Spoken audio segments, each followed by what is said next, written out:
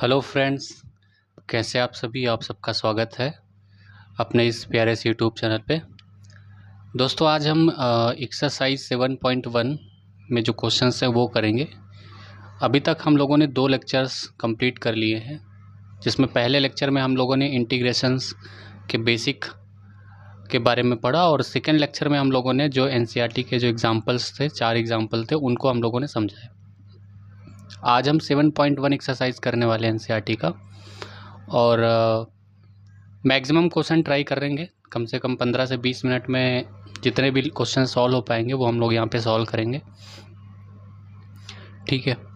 बाकी इसका 2 पार्ट में या 3 पार्ट में जो भी बनेगा मैं बना दूंगा सारे लेक्चर्स। बट आपको लेक्चर्स को फॉलो करते रहना है, आपको लेक्चर्स कंप्लीट देखने हैं। अगर कोई डाउट रहता है तो आप हमसे कमेंट करके पूछ सकते हैं, हम उसको आप रिप्लाई देंगे। और अगर कोई जेन्युइन कमेंट है या कोई चीज़ नहीं समझ में आती है तो उस चीज़ का अलग से वीडियो बना करके हम अपलोड कर देंगे। चलिए दोस्तों, पहला क्वेश्चन करते हैं हम लोग यहाँ पे। जैसे यहाँ पे लिखा हुआ है कि फाइंड एन एंटी डेरिवेटिव और original of the following functions by the method of inspection. मतलब आपको इसका ओरिजिनल फंक्शन बताना है with the help of method of inspection. देखो, मेथड ऑफ इंस्पेक्शन में हम लोगों ने जैसे कि क्वेश्चंस करे थे एग्जांपल्स के अंदर, तो जैसे यहाँ पे sin 2x का इंटीग्रेशन करना है, एंटी डेरिवेटिव मतलब इंटीग्रेशन करना है with the help of method of inspection. तो हमने बताया था यहाँ पे आपको sin 2x का इंटीग्रेशन करना है, तो आपको ये देखना है कि किसका डिफ्रेंसिएशन sin 2x होगा। तो आपको पता है cos 2x का। तो पहला क्वेश्चन हम यहाँ पे पहले नोट कर लेते हैं। हमें पहला क्वेश्चन करना है, यहाँ पे पहला क्वेश्चन है कि आपको sin 2x का इंटीग्रेशन करना है with the help of method of inspection, ठीक है। तो आपको ये चीज़ देखनी है कि किसका डिफ्रेंसिएशन करने पे sin 2x आएगा। तो भाई किसका डिफ्रेंसिएशन करेंगे, जब हम cos 2x का डिफ्रेंसिएशन करेंगे तब sin 2x आएगा। तो cos 2x का डिफ्रेंसिएशन क्या होता है, माइनस sin 2x, फिर जब 2x का करेंगे तो इंटू में 2 हो जाएगा। तो हमें क्या करना है, sin 2x का निकालना है इंटीग्रेशन, ठीक है।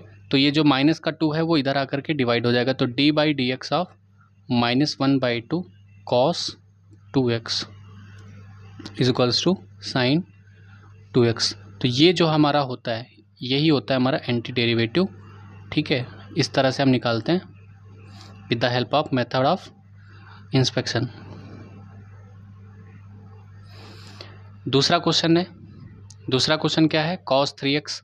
अब आपको ये देखना है कि cos किसका डिफ्रेंसिएशन करने पे cos 3x आएगा, ठीक है। यहाँ पे जैसे cos 3x हो गया, किसका डिफ्रेंसिएशन करने पे cos 3x आएगा। तो कहोगे सर हम जब sin 3x को डिफ्रेंशिएट करेंगे तो वहाँ पे cos 3x मिलेगा। sin 3x का डिफ्रेंसिएशन क्या होगा, cos 3x, और 3x का क्या हो जाएगा 3, बट हमें cos 3x का निकालना है।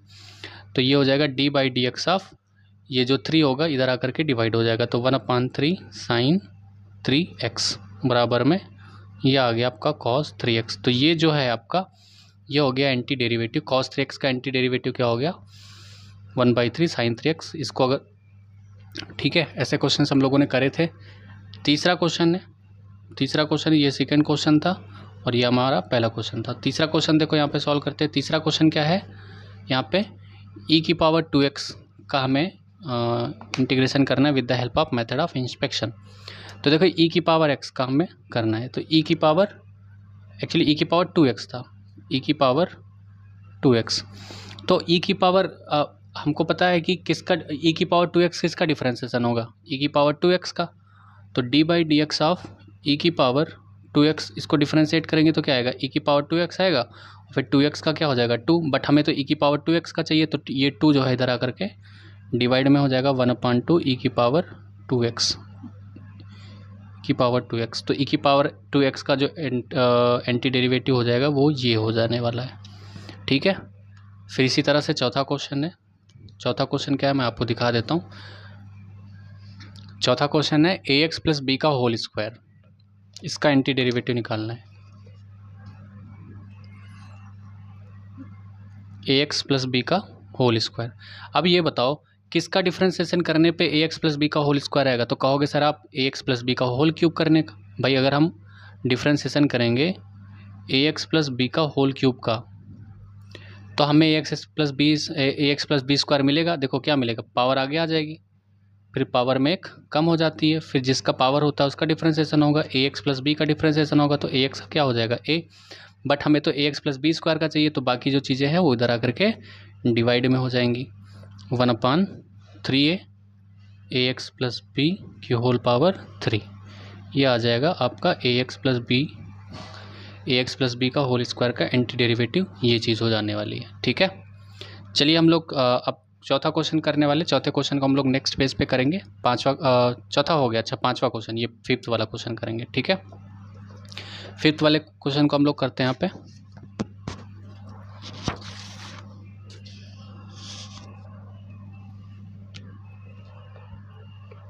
फिफ्थ वाला क्वेश्चन क्या है, sin 2x माइनस 4e की पावर 3x। सॉरी, फिफ्थ वाला क्वेश्चन है, यहाँ पे मैं लिख देता हूँ फिर से एक बार। फिफ्थ वाला क्वेश्चन है sin 2x माइनस 4e की पावर 3x। इसको हमें करना है, इसका एंटी डेरिवेटिव निकालना है with the help of method of inspection. तो देखो यहाँ पे क्या करेंगे जैसे कि ये sin 2x है और यहाँ पे 4e की पावर 3x है, तो पहले अगर हम sin 2x का करते हैं यहाँ पे, ठीक है, sin 2x, तो ये बताओ किसका डिफ्रेंसिएशन करने पे sin 2x होगा।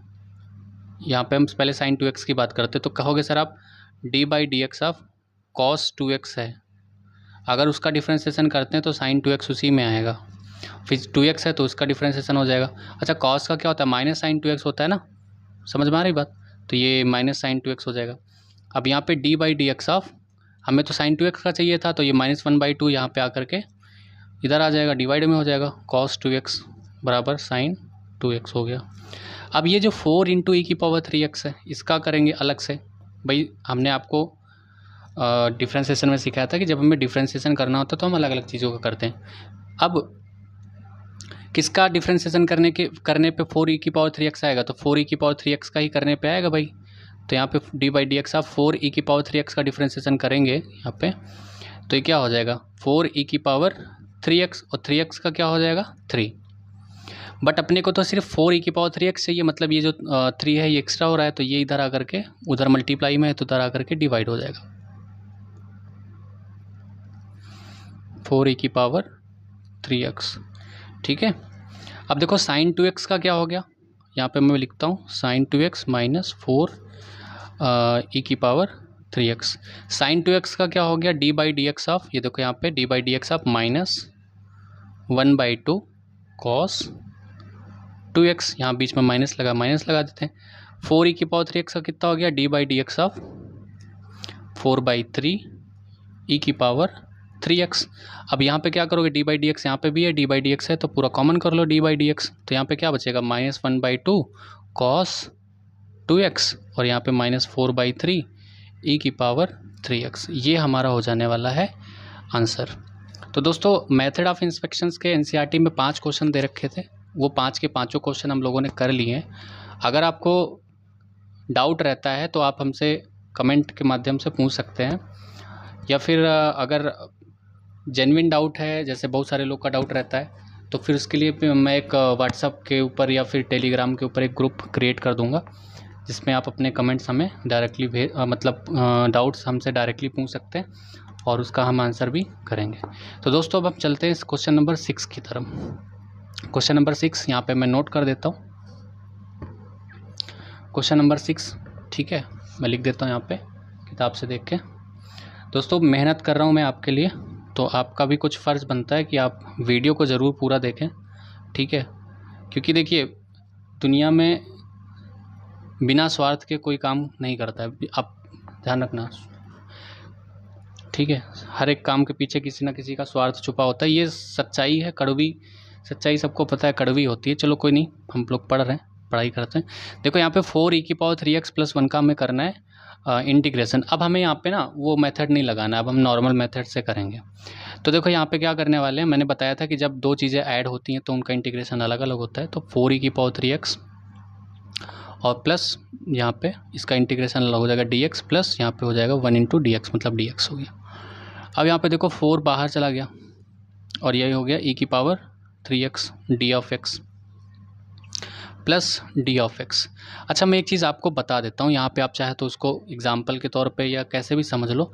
कभी भी जब आपको e की पावर ax का इंटीग्रेशन करने के लिए बोलेगा तो e की पावर ax का इंटीग्रेशन e की पावर ax हो जाएगा, और फिर x के आगे जो मतलब x में जो मल्टीप्लाई होता है वो यहाँ पे डिवाइड हो जाता है प्लस कांस्टेंट c। अब ये चीज़ होती कैसी है, ये एक्चुअली होता है, इसको हम समझते हैं यहाँ पे। अभी आपको मैं जब ना पढ़ाऊँगा तो वहाँ पे मैं कई सारे मेथड्स बताऊंगा आपको इंटीग्रेशन करने के, जैसे मेथड ऑफ सब्स्टिट्यूशन है, ठीक है, पार्शियल फ्रैक्शन है, बाई पार्ट है, और भी बहुत सारी चीज़ें मैं आपको सिखाते रहूँगा। तो अभी के तौर पे आप ये समझ लो कि कभी भी जब e की पावर ax होगा तो x के आगे जो भी मल्टीप्लाई होगा वो डिवाइड में आ जाएगा यहाँ पे, ठीक है। ये चीज़ आपको ध्यान में रखनी है, और ये मैं आपको पूरा बाकायदा इसको एक्सप्लेन करूँगा। अभी मैं आपको मेथड ऑफ सब्स्टिट्यूशन नहीं सिखा रहा हूँ, तो अभी नहीं बता रहा हूँ मैं, बट ये चीज़ मैं बताता हूँ, ठीक है। देखो, मैं ऐसा टीचर नहीं हूँ कि भाई बता दूंगा ऐसा रट लो हो जाता है। अगर कोई चीज़ होती है तो ऐसा क्यों होता है मैं रियल में बताऊंगा, बिकॉज इंजीनियर हूँ मैं, तो उस हिसाब से मैं मतलब कोई भी ऐसा नहीं कि रटाने वाला काम कोई नहीं, ठीक है। तो अभी के लिए आप समझ लो, बाकी हम अभी बात में करेंगे। तो e की पावर 3x का क्या हो जाएगा, e की पावर 3x का हो जाएगा e की पावर 3x अपन में 3, और dx का क्या हो जाएगा, x प्लस कॉन्स्टेंट में हो जाएगा c, ठीक है। तो ये आपका हो गया इंटीग्रेशन। अब क्वेश्चन नंबर 7 यहाँ पे लिखते हैं, ठीक है। क्वेश्चन नंबर 7 मैं आपको एक बार दिखा देता हूँ। क्वेश्चन नंबर 7 है ये वाला, ठीक है। तो इसको मैं नोट डाउन कर लेता हूँ यहाँ पे।